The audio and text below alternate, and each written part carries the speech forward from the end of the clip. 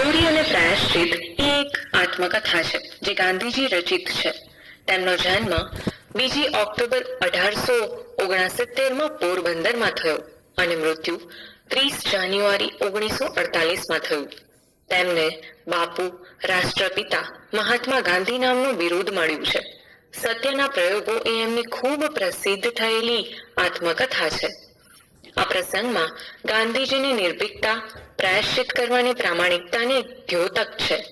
ગાંધીજીને પહેલી વાર સત્યાચરણ અને અહિંસાનો પાઠ શીખવા મળે છે. પ્રાયશ્ચિત કેવું મોટું પરિણામ તેમના જીવનમાં લાવે છે તે આ આત્મકથામાં જણાવવામાં આવ્યું છે. મારા એક સગાની સાથે મને બીડી પીવાનો શોખ થયો. અમારી પાસે પૈસા ન મળે. બીડી પીવામાં કઈ ફાયદો છે અગર તો તેની ગંધમાં મજા છે, એવું તો માંથી એકને નહોતું લાગ્યું. પણ કેવળ ધુમાડો કાઢવામાં જ કંઈક રસ છે એવું લાગેલું.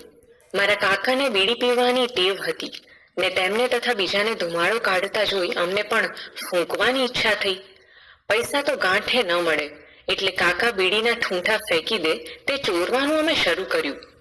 પણ ઠૂંઠા કંઈ હર વખતે મળી ન શકે અને તેમાંથી બહુ ધુમાડોય ન નીકળે, એટલે ચાકરની ગાંઠે 2-4 દોકડા હોય તેમાંથી વચ્ચે વચ્ચે એકાદ ચોરવાની ટેવ પાડીને અમે બીડી ખરીદતા થયા. પણ એને સંઘરવી ક્યાં એ સવાલ થઈ પડ્યો. વડીલોના દેખતા તો બીડી પીવાય જ નહીં એ ખબર હતી. જેમ તેમ કરી 2-4 દોકડા ચોરીને થોડા અઠવાડિયા ચલાવ્યું. દરમિયાન સાંભળ્યું કે એક જાતના છોડ, તેનું નામ તો ભૂલી ગયો છું, તેની ડાંખડી બીડીની જેમ સળગે ને તે પી શકાય. અમે તે મેળવીને ફૂંકતા થયા પણ અમને સંતોષ ન થયો. અમારી પરાધીનતા અમને સાલવા લાગી. વડીલોની આજ્ઞા વિના કંઈ જ ન થાય એ દુઃખ થઈ પડ્યું. અમે કંટાળ્યા અને અમે તો આપઘાત કરવાનો નિશ્ચય કર્યો. પણ આપઘાત કઈ રીતે કરવો? ઝેર કોણ આપે? અમે સાંભળ્યું કે ધતુરાના ડોડવાના બી ખાઈએ તો મૃત્યુ નીપજે. અમે વગડામાં જઈ તે મેળવી આવ્યા. સંધ્યાનો સમય શોધ્યો. કેદારજીને મંદિરે દીપમાળમાં ઘી પીવડાવ્યું. દર્શન કર્યા ને એકાંત શોધી.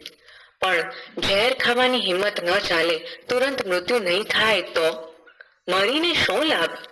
પરાધીનતા કાં ન ભોગવી છૂટવું? છતાં 2-4 બી ખાઈ લીધા. બીજા ખાવાની હિંમત જ ન ચાલી.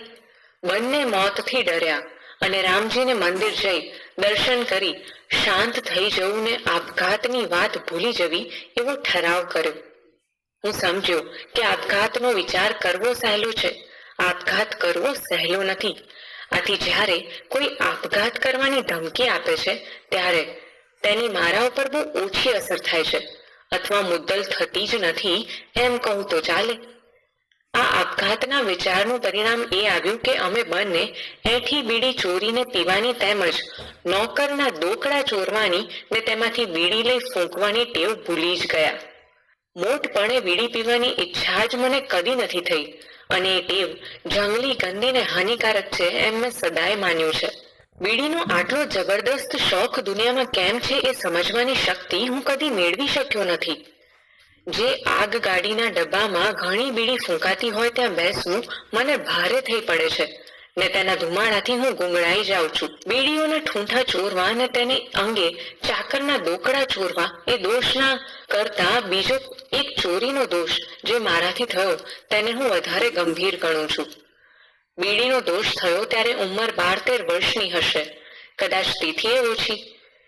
બીજી ચોરી વેળાએ ઉંમર 15 વર્ષની હશે. આ ચોરી મારા માંસાહારી ભાઈના સોનાના કડાના કકડાની હતી. તેમણે નાનું સરખું એટલે 25 રૂપિયાનું કરજ કર્યું હતું. એ કેમ પતાવવું એનો અમે બંને ભાઈ વિચાર કરતા હતા.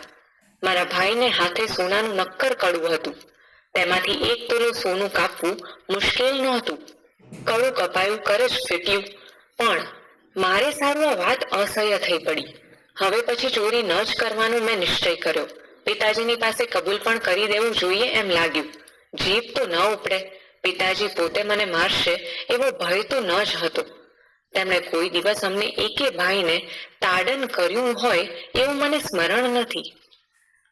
પણ પોતે દુઃખી થશે, કદાચ માથું કૂટશે તો એ જોખમ ખેડીને પણ દોષ કબૂલ કરવો જ જોઈએ. તે વિના શુદ્ધિ ન થાય એમ લાગ્યું. છેવટે ચિઠ્ઠી લખીને દોષ કબૂલ કરવો ને માફી માંગવી એવો મેં ઠરાવ કર્યો. મેં ચિઠ્ઠી લખીને હાથો હાથ આપી. ચિઠ્ઠીમાં બધો દોષ કબૂલ કર્યો ને સજા માંગી. પોતે પોતાની ઉપર દુઃખ ન વહોરી લે એવી આજીજીપૂર્વક વિનંતી કરીને ભવિષ્યમાં ફરી એવો દોષ ન કરવાની પ્રતિજ્ઞા કરી. મેં ધ્રુજતે હાથે આ ચિઠ્ઠી પિતાજીના હાથમાં મૂકી. હું તેમની પાટની સામે બેઠો. આ વેળા તેમને પગંદરનું દરદ તો હતું જ, તેથી તેઓ ખાટલાવશ હતા. ખાટલાને બદલે લાકડાની પાટ વાપરતા. તેમણે ચિઠ્ઠી વાંચી. આંખમાંથી મોતીના બિંદુ ટપક્યા. ચિઠ્ઠી ભીંજાઈ. તેમણે ક્ષણવાર આંખ મીચી ચિઠ્ઠી ફાડી નાખી ને પોતે વાંચવા સારું બેઠા થયા હતા તે પાછા સૂતા. હું પણ રડ્યો. પિતાજીનું દુઃખ સમજી શક્યો. હું ચિતારો હોઉં તો એ ચિત્ર આજે સંપૂર્ણતાએ આલેખી શકું એટલું તે આજે પણ મારી આંખ સામે તરી રહ્યું છે. એ મોતી બિંદુના પ્રેમ બાણે મને વિંધ્યો. હું શુદ્ધ થયો. એ પ્રેમ તો જેણે અનુભવ્યો હોય તે જ જાણે. રામબાણ વાગ્યારે હોય તે જાણે. મારે સારું આ અહિંસાનો પદાર્થ પાઠ હતો. તે વેળા તો મેં એમાં પિતા પ્રેમ ઉપરાંત બીજું ન જોયું, પણ આજે હું એને શુદ્ધ અહિંસાને નામે ઓળખી શકું છું. આવી અહિંસા જ્યારે વ્યાપક સ્વરૂપ પકડે ત્યારે તે પોતાના સ્પર્શથી કોને અલિપ્ત રાખે? એવી વ્યાપક અહિંસાની શક્તિનું માપ કાઢવું અશક્ય છે. આવી શાંત ક્ષમા પિતાજીના સ્વભાવથી પ્રતિકૂળ હતી. તે ક્રોધ કરશે, કટુ વચન સંભળાવશે, કદાચ માથું કૂટશે એવું મેં ધાર્યું હતું. પણ તેમણે આટલી અપાર શાંતિ જાળવી તેનું કારણ દોષની નિખાલસ કબૂલાત હતી એમ હું માનું છું. જે માણસ અધિકારી આગળ સ્વેચ્છાએ પોતાના દોષનો નિખાલસપણે ને ફરી કદી તે ન કરવાનો પ્રતિજ્ઞાપૂર્વક સ્વીકાર કરી લે છે તે શુદ્ધતમ પ્રાયશ્ચિત કરે છે.